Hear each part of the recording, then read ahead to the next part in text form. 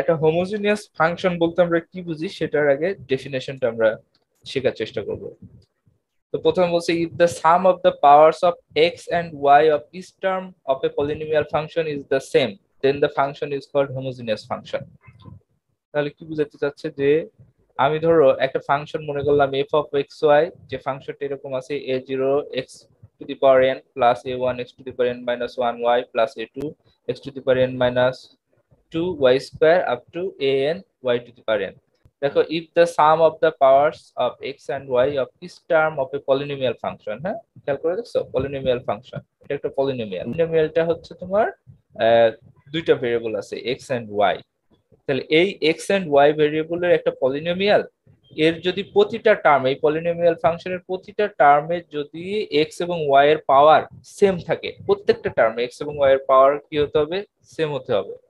তাহলে কি হতে হবে দেখো x এর পাওয়ার, এখানে দেখো x এর পাওয়ার x to the power n, এখানে এই টার্মে খেয়াল করে দেখো x এবং y এর x এর পাওয়ার কিন্তু n মাইনাস 1 আর y এর পাওয়ার কিন্তু আছে 1, তাহলে দুইটা মিলায় পাওয়ার কিন্তু দেখো খেয়াল করে n minus 1 plus 1 that means n।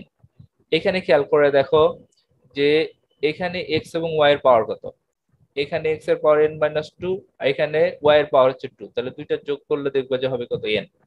এখানে যদি এরকম প্রত্যেকটা টার্ম দেখো যে প্রতিটা টার্মে কি হবে x এবং y এর যে যদি ভেরিয়েবল থাকে তাদের সমষ্টির যে পাওয়ারটা সেটা দেখবে সেম হবে প্রত্যেকটা টার্মে। তাহলে এই জাতীয় যে ফাংশন গুলো থাকবে সেই ফাংশন গুলোকে বলা হবে হোমোজিনিয়াস ফাংশন। বুঝতে পারলাম আমি কিছুটা, যে একটা যদি ফাংশন থাকে f of xy যেখানে x এবং y যদি ভেরিয়েবল থাকে তাহলে প্রতিটা টার্মে x এবং y এর যে আমার পাওয়ারটা থাকবে সেই পাওয়ার গুলো কি হবে, সেম হবে প্রতিটা টার্মে।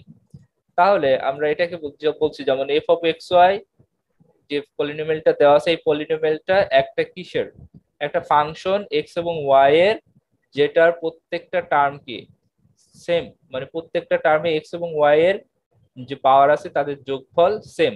তাহলে এটা একটা হোমোজিনিয়াস ফাংশন অফ ডিগ্রি বা টার্ম কত, এটার ডিগ্রি কত বলো দেখি, এই ফাংশনটার ডিগ্রি হচ্ছে n।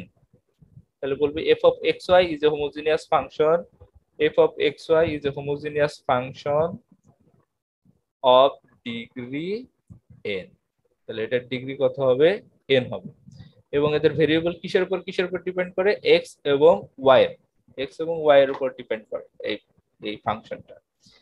এখন একটা एग्जांपल আমরা দেখলাম যে যেমন ধরো f of x equal to x square plus xy minus y square, তাহলে এটা একটা কি ফাংশন, হোমোজিনিয়াস ফাংশন। এর ডিগ্রি কত হবে বলো দেখি, ডিগ্রি কত, 2 যেহেতু এবং x এবং y এর প্রত্যেকটা টার্মে দেখো যোগফল কত হবে, পাওয়ার কত 1, যেমন প্রথমটায় x স্কয়ার তার মানে শুধু x আছে কিন্তু y নাই, তাহলে এটা পাওয়ার 2, x এবং y আছে, x এর পাওয়ার 1 y এর পাওয়ার 1 দুটো মিলায়ে দেখো এটার কত পাওয়ার কত 2, এখানে দেখো y এর পাওয়ার হচ্ছে 2, প্রত্যেকটা টার্মে এই ফাংশনটার হচ্ছে যে কত পাওয়ার হচ্ছে 2, তাহলে ডিগ্রি হবে 2। এবং এই ফাংশনটা কিসের উপর ডিপেন্ড করে, x এবং y, তাই বলা হচ্ছে যে f of xy is a homogeneous function in x and y of degree 2।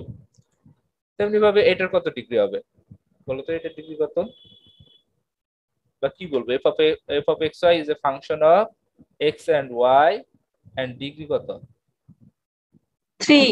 3। Thank you. তাহলে ডিগ্রি 3। এখন